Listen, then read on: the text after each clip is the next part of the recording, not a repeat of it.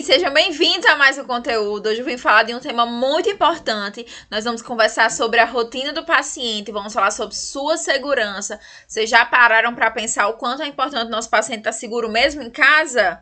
E nós vamos entender essa segurança. Que segurança é essa? É segurança na rua, né? Uma segurança de ladrão, de roubo? Não. É outra coisa. Hoje nós vamos falar sobre riscos que o paciente corre, mesmo estando em casa, mesmo aparentemente não tendo riscos, o risco para a sua saúde, o risco de comprometimento da sua vida, de trazer agravos, de quedas. Então vem comigo que tá imperdível. Além disso, a gente vai, ao fim do conteúdo, montar uma rotina de um paciente. Eu trouxe aqui um caso pra gente ler, a gente vai analisar e montar aí previamente uma rotina para esse nosso paciente. Então bora, vem comigo, vai pegar teu material, teu livrinho lá, vou aqui pro cantinho, certo? Pra gente ficar juntinho nesse momento, mas não saia daí, tô esperando você pegar o livro, tá? E aí vou me diminuir pra você ver o slide. Bora, vai lá, 1 minutinho pra você, tô lhe esperando.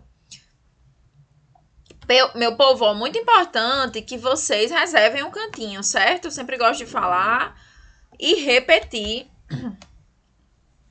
porque o cantinho faz muita diferença. Então, sempre que vocês saibam que vão assistir conteúdo, preparem um ambientezinho, né, mais aconchegante, sem barulho, sem interferência, para vocês conseguirem dar o máximo de vocês, tá? Então, bora lá. Como eu falei, nós vamos trabalhar rotina e segurança do paciente. Vocês vão encontrar esse conteúdo lá no nosso capítulo 15 e 16, tá? A partir da página 71. E aí, nós vamos iniciar falando um pouquinho sobre rotina, depois nós vamos falar um pouquinho sobre a segurança do paciente e logo em seguida a gente faz, ao fim, uma dinâmica bem legal pra gente montar aí essa rotina, pra vocês verem como é que essa rotina pode ficar, tá bom?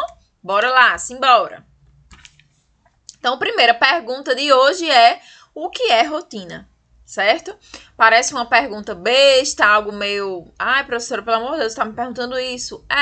Mas eu tô perguntando porque muita gente não sabe definir rotina, né? Então, se a gente pensa na definição de rotina, rotina nada mais é do que a criação de um hábito. É de fazer algo ali sempre da mesma forma, sempre do mesmo jeito, de maneira mecânica.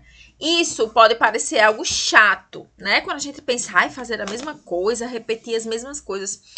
Mas a gente vai ver que no quesito cuidado, no quesito organização de horários, no quesito paciente, a rotina ela é imprescindível. Eu garanto aí que todos vocês têm uma rotina. Claro que a gente muda ao longo do dia, né? Ao longo do tempo, aparecem outras coisas. Essa pandemia agora com certeza mudou a rotina de muita gente, né? Tem ali uma dinâmica, vocês mesmos, por exemplo, tem uma dinâmica de sempre vir assistir nossas aulas em sala de aula toda quarta-feira de 8 da manhã, né? Agora tudo mudou, agora vocês estão aqui comigo de maneira do conteúdo, né? De maneira online, mas não com menos qualidade, só que a rotina é diferente, porque agora vocês têm a oportunidade de escutar, de assistir no momento que vocês puderem, né? Já a gente tá de volta, tá mais perto que longe, acreditem, mas essa rotina ela mudou, e aí essas adaptações, elas são sofridas. Acho que muita gente sentiu aí a diferença, né, da rotina nesse período que tudo mudou, ficou diferente, e aí a gente fica... Poxa, eu já estava acostumada de uma forma e aí muda. Imagine isso para um paciente. Um paciente que às vezes já tem um quadro demencial, um paciente que às vezes já é esquecido, já tem esquecimentos. Se você muda a rotina dele, isso pode acarretar em perca aí de habilidades. Ele pode começar a ficar mais, né, desorientado do que ele já é. Pode se sentir inseguro. Isso tudo pode levar a ele a uma situação de desequilíbrio emocional mesmo. Então, a rotina para o paciente, ela é indispensável. A rotina também ajuda você, gente, como cuidador. Imagine você como profissional de saúde não tendo uma rotina, né? É importante que você saiba a hora do banho, a hora do café, a hora de fazer as medicações, porque isso organiza a sua vida, isso faz com que o seu trabalho seja prestado de maneira de qualidade, né? Um serviço de qualidade, com prestação e compromisso, isso é muito importante. Então, da rotina não se beneficia apenas o paciente, não. Nós também, como cuidadores, como profissionais, precisamos dessa rotina. E como eu falei, eu garanto que na sua casa, você, seus familiares também têm uma rotina, né? E aí, gente, o que é que essa ausência de rotina ela pode causar, certo? A gente já sabe que o paciente que não tem uma rotina estabelecida, que não tem uma organização dos seus horários durante o dia, ele sofre mais de estresse, né? Ele fica muito ansioso, com ansiedade para querer saber o que é que vai acontecer, né? Como é que vai passar o dia. E isso leva a uma instabilidade emocional muito grande, né? Uma insegurança, uma irritabilidade. Muitas vezes dificultando também o seu relacionamento com ele, o relacionamento com o seu paciente. Então, muitas vezes a falta de rotina, ela leva a um prejuízo na comunicação entre o cuidador e o paciente, leva a um prejuízo dessas relações tão importantes de confiança, porque esse paciente acaba meio que se sentindo perdido ali. Então, a importância de você, assim que chegar no seu trabalho, né, já conhecer aquele paciente, saber as doenças que ele tem, as medicações que ele toma, como é que ele passa o dia, quais são suas atividades de lazer preferida, quais são as vontades que ele tem, os desejos que ele tem, a alimentação, quais são os horários, a dormida, né, o sono, qual horário que prefere dormir, que acorda. São informações muito relevantes para a gente conseguir elaborar esse plano terapêutico, para a gente conseguir botar em prática a rotina desse paciente, porque você também não vai poder impor uma rotina, isso é muito importante dizer, certo? Você vai dar ideias, você vai construir essa rotina junto com o paciente e também junto com o familiar, certo? Muitas vezes o paciente ele não tem mais consciência, não vai saber montar essa rotina, mas junto com o familiar, junto com a rotina da casa, né? A rotina ali que ele já tem habitualmente, você vai construir essa tabela, essa construção diária, tá? E aí cria um diário, sempre dou dicas, gente, dessa parte. Cria um diário para anotar as medicações que foram feitas, mas cria um diário também para anotar o que foi feito no dia, né? Você pode fazer a rotinazinha, botar numa cartolina, pregar na parede. Ó, seu João, na segunda a gente faz isso, na terça isso, na quarta isso. Pedir ajuda a ele para montar essa rotina. E além disso, além dessa ajuda, né? Mostrar para ele diariamente. Às vezes ele esquece, ele tá realmente com a memória já um pouco afetada, e aí quando você começa a mostrar para ele, então, começou o dia, gente, chama seu paciente, vai lá nessa tabelinha, vai lá nessa cartolina que você fez, que pregou na parede e mostra. Ó, hoje é segunda-feira do ano tal, do mês tal, tal dia do mês, hoje nós vamos fazer isso, isso e isso. E aí o senhor sabe que dia é hoje, lembrava, né? Tem alguma atividade aqui que o senhor quer mudar? Alguma coisa que o senhor não queira fazer hoje? Então, é dessa forma que a gente aborda o nosso paciente, certo? Isso serve muito para idoso, para adulto também que precisa de um cuidado especial, que tem alguma doença especial, mas também para criança. Quem aí já assistiu Super Nanny? Acho que todo mundo já assistiu Super Nanny, né? Era um programa muito conhecido, nem sei se tem ainda, acho que não. Mas que ela levava rotina para a criança. Ela pregava lá uma cartolina, mostrava como ia ser a rotina da casa, como ia ser a rotina da criança, o horário de comer, o horário de ir para a escola. E a criança melhorava consideravelmente seu comportamento depois da instituição da rotina. No começo sofria um pouquinho, né? Não queria, mas depois a gente via essa qualidade sendo entregue ao fim do programa só pelo estabelecimento de uma rotina, gente, que parece algo tão simples, mas que muitas vezes não é executado. E quando a gente fala de crianças com autismo, crianças com algum déficit neurológico, crianças com algum problema de concentração, né? O TDAH, hiperatividade, são patologias que também requerem muito rotina. Esses pacientes, eles tendem a ficar mais agressivos, mais ansiosos, né? A doença tende a se manifestar mais se ele não tem estabelecido aí uma rotina diária. Então, ele precisa se organizar, a família, o cuidador precisa organizar aí o dia a dia dessa criança de modo que ele se sinta familiarizado, se sinta bem fazendo aquela rotina, certo? Principalmente o paciente autista, né, que é um paciente que vive em um mundo muito dele, ali individual, esse paciente, ele precisa bastante dessa rotina, né? Nós vimos isso lá no módulo de saúde e seus cuidados, onde teve uma aula de autismo, a gente falou um pouquinho sobre esse universo de autismo, certo? Se você não lembra, volta lá para esse módulo de saúde e seus cuidados, onde a gente falou sobre autismo, e eu falei para vocês que é um mundo paralelo, realmente, e até a gente conseguir instituir uma rotina, demora um pouco, mas depois de instituído, o paciente se sente mais seguro, confia mais em você. Então, se você não estabelece rotina, isso pode sim acarretar em consequência no seu relacionamento com o seu paciente, certo? Então, os benefícios são a melhora do aprendizado, né? Organização, o paciente se torna mais organizado e você também trabalha de maneira mais organizada. Facilidade de interação com você, com a família, com os amigos. Fortalece a confiança entre vocês dois, é muito importante, né? E, além disso, dá autonomia, dá autoestima a esse paciente. Isso a gente estabelece fazendo com que ele participe da elaboração dessa rotina. Então, como eu falei, traz esse paciente para a rotina, mostra para ele qual é a rotina do dia, pergunta as sugestões. E isso vai fazer com que ele se sinta bem mais seguro e bem mais confiante, certo? E aí, gente, quando a gente fala de rotina, tem tudo a ver com a parte de segurança do paciente, certo? A segurança do paciente, ela está atrelada à rotina, porque quanto mais você tiver programações para o dia, mais você vai garantir a segurança do seu paciente. Vou dar um exemplo. Se você tem um dia totalmente desorganizado com o seu paciente, você não sabe a hora do banho, não sabe a hora da comida, na hora que tá fazendo a comida o paciente quer tomar banho, aí ele vai tomar banho só, sofre uma queda, essa falta de rotina, ela acarreta diretamente na falta de segurança ao paciente. O paciente tem mais risco de sofrer quedas, tem mais risco de engasgo, tem mais riscos de complicações no domicílio, em casa mesmo, pela ausência de rotina. Quando você estabelece a rotina, não, você delimita ali o tempo para isso. Então, ó, eu vou estar com o seu João aqui de 1 da tarde até 3 da tarde fazendo uma terapia. Então, eu vou estar integralmente ali naquele ambiente, prestando atenção, orientando o seu João para que ele não se atrapalhe, para que dê tudo certo e para que ele não venha sofrer nenhum acidente. Ah, não, o banho sempre é mais ou menos ali por volta de meio-dia. Então, nesse horário do banho, eu vou estar disponível 100%, porque eu já estou com minha rotina elaborada. Então, o que eu tenho para fazer naquele horário é aquilo. Eu não vou estar lá preocupada com outra coisa, porque essa outra coisa tem já um horário estabelecido para acontecer, certo? Então, por isso que eu começo com essa pergunta. Como podemos garantir a segurança dos nossos pacientes? Uma das primeiras coisas é garantir uma rotina. Então, garantir a rotina já é garantir também uma parte da segurança desse paciente. Já vai fazer com que ele se sinta mais autônomo, com que ele se sinta mais confiante em você, e isso diminui os riscos de complicações, os riscos de falta de segurança, certo? Quando a gente fala dessa segurança toda, no começo do conteúdo eu até brinquei, será que é segurança de roubar, de não ser roubado, né?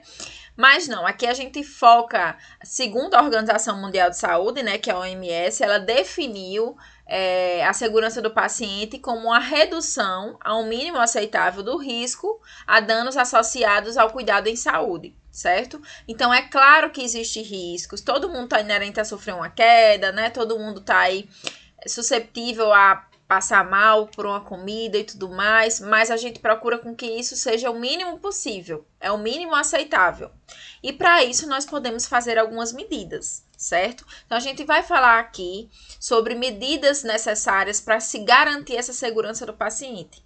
Isso não é muito falado, não é muito discutido, a gente vê muito pouco profissionais de saúde falando sobre segurança do paciente, discutindo aí os parâmetros da OMS, da Organização Mundial de Saúde, mas nós vamos agora, nesse momento, discutir com vocês, tá? Então, quando a gente fala nessa segurança domiciliar, no paciente seguro, a gente aqui está se referindo a várias coisas, né? A gente foca muito na queda, na hora do banho, mas existem outras coisas importantes. A questão da alimentação, ela vem como um diferencial aqui. Muitas vezes o cuidador, ele é o responsável por preparar e por administrar essa alimentação. Então, muita atenção na hora do preparo dos alimentos, da escolha dos alimentos, sempre de maneira muito higiênica, né? De maneira muito profissional. Evite ter unha grande, gente. Unha grande junta muita sujeira. A unha tem que ser curtinha, pequenininha. Claro que às vezes a gente, pela vaidade, as meninas gostam de ter a unha um pouquinho maior. Mas se você vai trabalhar com seu paciente, né? Prefira ter unhas um pouquinho mais curtas. O uso da luva é imprescindível, o uso da touca para segurar o cabelo. Às vezes a gente tá preparando lá um alimento, cai um cabelo no alimento e isso é bem chato, né? Bem desconfortável. Principalmente na hora de administrar essa medicação. A gente tem costume de vir com uma colherzinha, ó, e assoprar a comida do paciente para esfriar a comida. Isso é erradíssimo, meu povo. Quando a gente tá lá soprando a comida, a gente tá levando todos os germes, todos os micro-organismos da nossa boca para a comida daquele paciente. e muitas vezes levando, transmitindo doenças. Então, não pode soprar comida de paciente, tem que deixar esperar, esfriar naturalmente mesmo, certo? Administrar de maneira devagar para evitar os engasgos aí, sempre tendo um pouco de líquido perto, né, para auxiliar, mas não dar muito líquido durante a alimentação, senão o paciente vai ficar muito cheio, né, muito distendido. Então, preferir dar o líquido após a refeição. E cuidados de maneira geral com a higiene no preparo desse alimento e na hora da administração, certo? Além disso, o que é que garante a segurança domiciliar do paciente? Higiene pessoal, né? A gente garantir que ele tem uma higiene pessoal. A nossa lavagem das mãos, porque a gente evita também o risco de levar micro-organismos para esse paciente. Então, chegou no seu trabalho, gente, lava a mão. Fez algum procedimento, precisou enfim, pegar alguma coisa que não está ali perto do paciente, que não seja do paciente, lave as mãos, sempre na prática de lavagem das mãos, né, gente? A gente agora também está num período que se falou muito de lavagem das mãos, mas não foi à toa, é porque realmente faz diferença. Tá? Diminui drasticamente a transmissão de doenças. A ajuda na locomoção também é muito importante. Muitos pacientes caem na hora de sair da cama para a cadeira, da cadeira para a cama, da cadeira de banho para o sofá. E essa ajuda no transporte, essa ajuda na transferência é também nosso papel, né? Como também a questão de garantir um banho seguro, um banho realmente que proporcione conforto, higiene, né? Mas que depois lembrar de secar bem, de hidratar a pele, de massagear a pele. O banho não termina na hora que você para de jogar água. O banho só termina depois que o paciente está vestido, limpo, hidratado, certo? E a prevenção das quedas, que aí a gente tem que evitar ter ao máximo, né, locais aí no nosso ambiente domiciliar que propiciem essa queda. Então, um criado mudo, um tapete, são coisas que a gente evita muito, porque o paciente ele pode cair, certo? E aí eu queria mostrar aqui que não só os nossos idosos caem, né? Pelo contrário, o maior número de internações, de hospitalizações de crianças foi por queda, é por queda. A criança, naturalmente, ela tem mais características físicas que facilitam essa queda. Muitas vezes estão no período ainda de adaptação de andar, né? Ainda não andam tão bem, não correm tão bem e aí sofrem mais quedas. Ou mesmo já os pré-escolares de 7, 5 anos aí, que também têm mais atividades, são mais ativos e gostam de brincadeiras de correr, de pular, e são importantes essas brincadeiras, a gente tem que estimular, tá? Mas atenção à questão das quedas, né? Reduzir ao mínimo possível, não impede de brincar, mas de brincar com segurança, de repente até usar um capacete, quem sabe, para andar na bicicleta, uma proteção de joelho, de cotovelo, né? São importantes. E nossos idosos também são muito acometidos por queda. Aqui não porque eles são ativos. Na verdade, aqui entra muito a questão dos objetos em casa, né? Da questão de tapetes, de piso muito escorregadio. Então, tem que ter muita atenção nisso. Os idosos, eles sofrem mais de problemas de vista. Isso pode acarretar menor visibilidade e, de repente, fazer com que ele não enxergue bem o ambiente e caia, venha a sofrer um acidente. Alguns medicamentos também, principalmente medicamentos para induzir o sono, né? Os psicotrópicos, eles podem trazer tontura ao longo do dia. Isso faz com que o idoso também tenha mais propensão à queda. Idosos lá que têm problemas auditivos, né? Que não escutam sua orientação. Além disso, alguns têm dificuldade mesmo no equilíbrio. Tem alguma patologia, alguma doença que acarrete nessa perca de equilíbrio e isso faz com que eles caiam com mais facilidade, certo? Aí vem os agravos que são bem maiores, geralmente a criança cai, aí no máximo quebra uma perna, né, um braço que já é grave, mas que resolve ali com gesso. Já no idoso isso é mais complicado, a gente sabe que muitos já sofrem de osteoporose, né, a perca de cálcio aí nos ossos, os ossos ficam mais frágeis e qualquer queda em idoso pode causar fratura e fraturas graves, tá? Por isso que a gente tem que ter muita atenção. Então, o que evitar? Evitar muitos objetos na casa, evitar sapatos no chão, tá? Fios elétricos, tomada sem proteção para evitar aí também acidentes com choque. Evitar deixar os objetos do uso do paciente em locais muito longes, muito altos, porque vai que ele tente pegar um pente para pentear o cabelo, pegar uma medicação e aí cai, né? E vem aí as consequências. Então, evita tapete, atenção ao piso, de preferência um piso antiderrapante ou que o paciente sempre ande calçado, que é a minha orientação. E atenção também à questão da pouca iluminação. Tem que ter iluminação, bora iluminar essa casa. Aqui algumas adaptações recomendadas, né? No banheiro, a gente sabe que nem sempre é tão bonitinho assim, mas só em ter uma cadeira de banho ou se tem uma cadeira para auxiliar na hora do banho o paciente poder sentar em alguns momentos, isso já diminui o risco de queda muito, tá bom?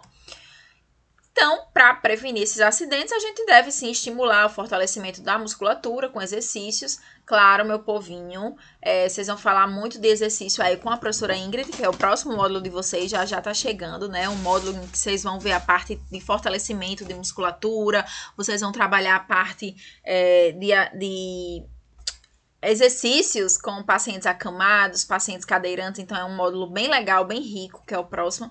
Então, vocês vão trabalhar mais essa parte de exercício. Nem todo paciente vai poder fazer exercício, nem qualquer tipo de exercício, por isso que tem que ser orientado, né? Os calçados sempre fechados, uma boa iluminação.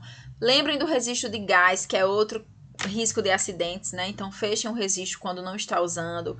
As medicações, manter bem guardadas, evitar aí o acesso a crianças. Criança gosta muito do comprimido que é rosinha, que é laranja e acaba tomando e se contaminando, né? Os chinelos sempre com borracha embaixo. Supervisionar o paciente, sempre estar perto dele e manter o ambiente limpo, tá, gente? E aí, pra gente finalizar, eu trouxe aqui um desafio quanto à questão da rotina. Vamos criar uma rotina, então a gente vai criar aqui uma rotina juntos. Em casa, você pode criar rotina para o seu paciente do jeito que você quiser também. Aqui é uma sugestão, só para vocês verem como não é um bicho de 7 cabeças. Aqui eu não firmei horários, não fechei nada de horários, porque eu quis que ficasse algo mais livre mesmo, para a gente discutir e para vocês terem mais ideias aí, certo? Então, não fiz por horário, mas em casa ou com seu paciente, você pode sim botar horários, estabelecer ali um prazo para executar cada tarefa. Então, aqui nós temos o paciente seu Geraldo, e aí quando você chegar para seu Geraldo, você tem que perguntar isso tudo, ó. Você tem que saber o que é que ele reclama mais. Aqui a queixa principal do seu Geraldo é que ele diz que dói tudo, minha filha, né? Aí você vai investigando, fazendo anamnese, perguntando, né? A histórica atual da doença, ou seja, quais são as doenças que o seu Geraldo tem. Então, o seu Geraldo tem Alzheimer já há 14 anos e tem pressão alta. Olha aí quantas medicações ele toma, muitas medicações, que é outro parêntese à parte, né? A gente trabalhou a parte de medicações em sala de aula, vocês fizeram tabelas de medicações e é aquilo ali que vocês vão aplicar agora, certo? Então, nesse momento de montar a rotina, vocês têm que também aplicar a parte da medicação. Saber aí fazer os espaçamentos, se é de 6 em 6 horas, se é de 8 em 8 horas, aqui tá tudo discriminadinho. Então, a gente vê que ele toma aí muitas medicações, né? Mais de 10 medicações, quase 10 medicações aí.